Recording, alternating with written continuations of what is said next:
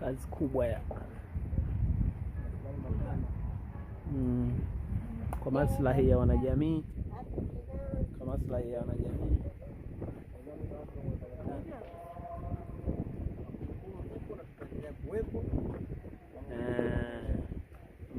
Mama wa familia, mama wa mjengo. Nasubiri neno la baraka kutoka kwako.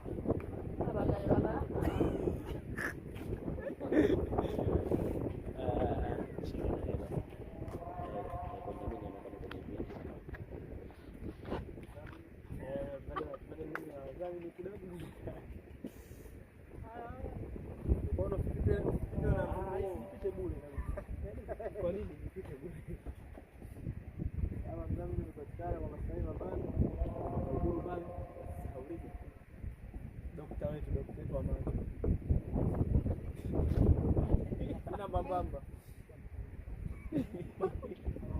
Ana ugonjwa macho, labda kile wa macho. Sina mabamba, mganga hajijani.